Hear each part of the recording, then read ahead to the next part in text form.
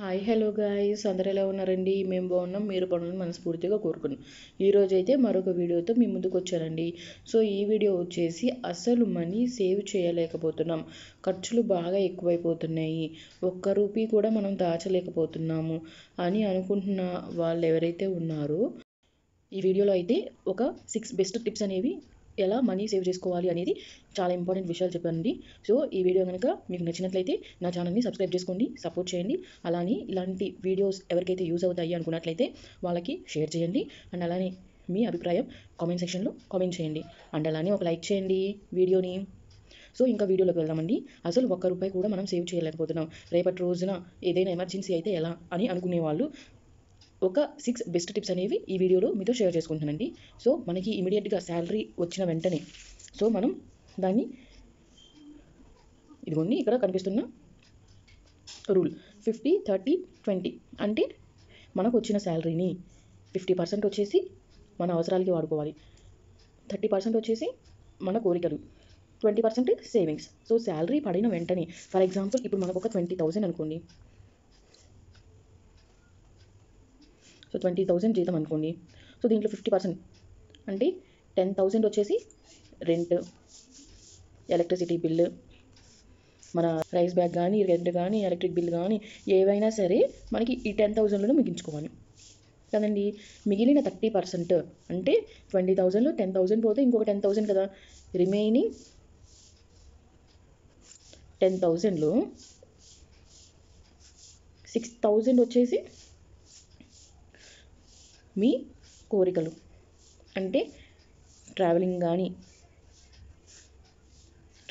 కానీ లేదు ట్రిప్స్కి కానీ, ఇంకా మీరు ఏమైనా వస్తువులు కొనుక్కోవాలి అనుకుంటే గ్యాడ్జెట్స్ కానీ ఇలాంటివి. సో ఇలాంటివి వీటిలో ఈఎంఐస్ కూడా మనకి కోరికలేనండి. ఎందుకంటే ఒక వస్తువు కొనుక్కోవాలి, వాడాలి దాన్ని అనుకోవడం కూడా కోరికే కదండి. సో అవి ఎక్కువ రేట్ అయితే మనం ఈఎంఐస్లోనే కన్వర్ట్ చేసుకునేది. సో ఈ ఈఎంఐస్ కూడా మనకి ఈ వాంట్స్లోకే వస్తాయి. సో ఈఎంఐస్ కూడా మనకి వాంట్స్లోకే వస్తాయి అంటే కోరికల్లోకే వస్తాయి. అంటే అలాంటప్పుడు మనం ఏం చేయాలి, ఈ 6,000లోనే మనం ముగించుకోవాలి. సో మిగిలిన 4,000 ఉంటుంది కానీ, సో ఈ 4,000 వచ్చేసి సేవింగ్స్. ఫర్ ఎగ్జాంపుల్ మీరు సిప్లో పెట్టుకోండి, సిస్టమాటిక్ ఇన్వెస్ట్ ప్లాన్. సో ఇది మీరు కొంచెం రిస్క్ చేయాలి అనుకున్నట్లయితే, రిస్క్ అంటూ ఏమి ఉండదండి. సో మ్యూచువల్ ఫండ్లో మనము పెట్టుకున్నట్లయితే, మనీ ఇన్వెస్ట్ చేసినట్లయితే ఎంత లేదనుకున్నా మనకి 12% ఇంట్రెస్ట్తో మనకి మనీ బ్యాక్ అనేది రిటర్న్స్ వస్తాయి. సో మనం అంత డేంజర్గా ఫీల్ అవ్వాల్సిన అవసరం ఏం లేదండి. ఎంత లేదనుకున్నా మనకి 12% వరకు మనకి రిటర్న్ వస్తాయి ఇంట్రెస్ట్ తోటి. సో సిప్ అనేది మంచి ఇన్వెస్ట్మెంటే. లేదు గోల్డ్ స్కీమ్స్లో పెట్టుకోండి, గోల్డ్ వాల్యూలో ఇన్వెస్ట్ చేయండి. మొన్నటి వరకు గోల్డ్ రేట్ తగ్గి మళ్ళీ హైక్ అయింది కదా. సో ఇది కూడా మంచి ఇన్వెస్ట్మెంట్ కదా. లేదు ఇది కూడా చేయలేము లేదంటే ఇందులో సగం పెట్టుకోండి. లేదు అంటే పిఎల్ఐస్ పోస్ట్ ఆఫీస్లో పెట్టుకోండి. మనకి చాలా ఛాన్సెస్ ఉంటాయండి, వెతకాలే కానీ ఇన్వెస్ట్ చేయడానికి, మనీ సేవ్ చేయడానికి చాలా దారులే ఉన్నాయి. సో వాటిలో మనం ఏది బెస్ట్ అనేది మనం చూస్ చేసుకొని ఇన్వెస్ట్ చేయాలి. ఓకేనా అండి. సో మనకు వచ్చిన శాలరీని డివైడ్ చేసుకోవాలి. సో ఫస్ట్ 20% మనం ఏదో ఒక బ్యాంక్ అకౌంట్లోకి మార్చుకోండి. సేవింగ్స్ అకౌంట్ మనకి 2 ఉంటాయి కదా. సో ఏదో ఒక దాంట్లోకి మీరు 20% ఆఫ్ శాలరీని ట్రాన్స్ఫర్ చేసుకొని మిగిలిన 80%ని మీరు వాడుకోవాలి. ఓకేనా అండి. ఇది ఓన్లీ 30,000 50,000 ఇలా వచ్చే వాళ్ళకండి. 1 lakhsలో కూడా తీసుకునే వాళ్ళు ఉంటారు. సో ఆ ల్యాక్స్లో తీసుకునే వాళ్ళకి కూడా ఇదే వర్తిస్తుందా అంటే కాదండి, ఇది అస్సలు వర్తించదు. ఎందుకని అంటే అక్కడ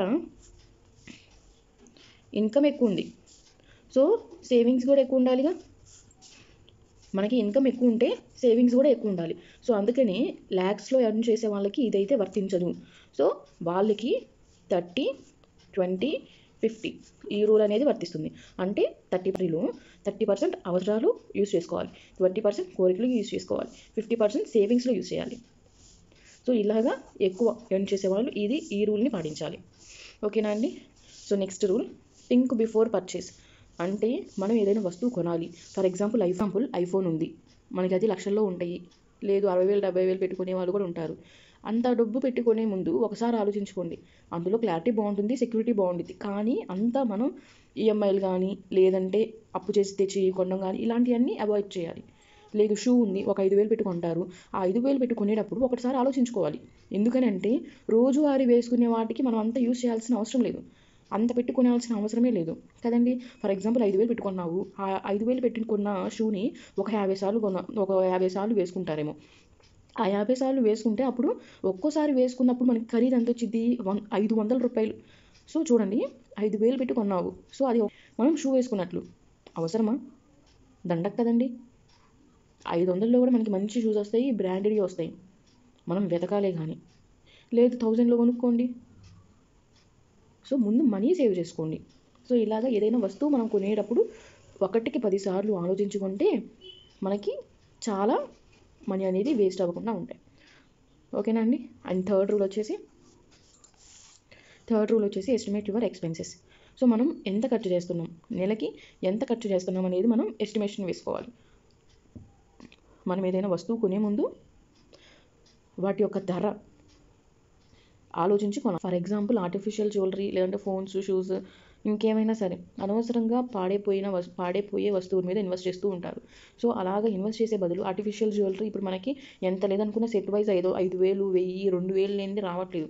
సో మీరు కొనే ఆ 2,000 లేదంటే 1000, సో ఇవన్నీ కూడా సేవ్ చేసుకున్నారనుకో, ఒక 5 months అయిందనుకోండి, 1 గ్రామ్ అన్న రాదా మనకి బంగారం. సో ఈ ఆర్టిఫిషియల్ జ్యువెలరీ, ఇమిటేషన్ జ్యువెలరీ కొనే బదులు మనం 1 గ్రామ్ బంగారం కొనుక్కోవచ్చు. సో చాలామంది ఉన్నారండి, కొనని వాళ్ళైతే లేరు. సో ఏదో ఇంకా ఒక సెట్ అరా అంటే ఏదో అనుకోవచ్చు, అదే పనిగా కొనేవాళ్ళు కూడా ఉన్నారండి. అదొక పిచ్చిలా కొనేవాళ్ళు కూడా ఉన్నారు. సో అందుకే చెప్తున్నా, అలాంటి వాటి జోలికి అస్సలు వెళ్ళొద్దు. వాటిపైన ఇన్వెస్ట్ చేసే బదులు అవి సేవ్ చేసుకొని ఇంకొక వాటికి, అంటే మనకి అవసరం ఎమర్జెన్సీ అయ్యే వాటికన్నా యూస్ చేసుకోవచ్చు. లేదు అలా అవసరం లేదు అనుకున్న వాళ్ళు అవి సేవ్ చేసి గోల్డ్ పైన అయినా ఇన్వెస్ట్ చేయొచ్చు. సో మీరు ఏవైనా కొనే ముందు చాలా జాగ్రత్తగా ఆలోచించి కొనండి. సో నెక్స్ట్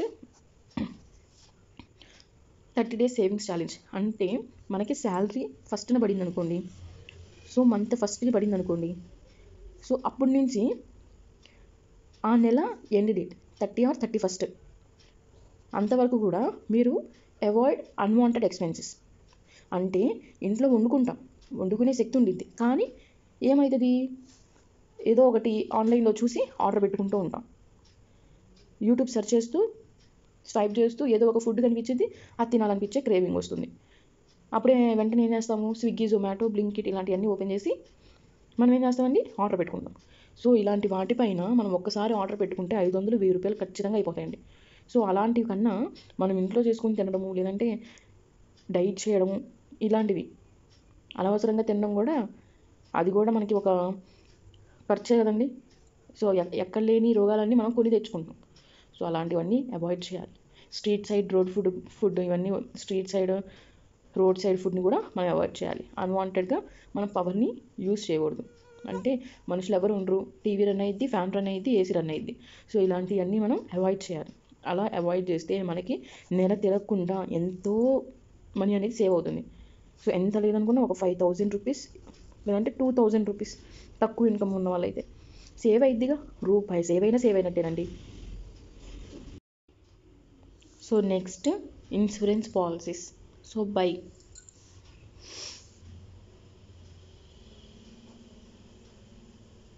ఇన్సూరెన్స్ పాలసీని కొనుక్కోవడం అంటే, ఫర్ ఎగ్జాంపుల్ చాలా మనకి పాలసీస్ ఉన్నాయండి. జీవన్ లాభ్, జీవన్ ఆనంద్, ఇలాంటివన్నిట్లో కూడా చాలా చాలా బెనిఫిట్స్ అనేవి మనకు ఉన్నాయి. సో హెల్త్ ఇన్సూరెన్స్ కానీ, టర్మ్ ఇన్సూరెన్స్ కానీ, సో మనకి ఏదో ఒక ఇన్సూరెన్స్ అనేది మనం కొనుక్కోవాలి. సో అంటే ఫర్ ఎగ్జాంపుల్ ఎమర్జెన్సీ అప్పుడు ఇవే మనకి ఆదుకుంటాయండి. ఇన్సూరెన్స్లు మనం దేనికి కడతాము, మనం లేకపోయినా మన తర్వాత పిల్లలు బాగుండాలనే కదండి. సో అలాంటప్పుడు మనం కంపల్సరీగా ఇన్సూరెన్స్ అనేది మస్ట్ అండ్ షుడ్ ఒక్కటైనా సరే మనం కడుతూ ఉండాలండి.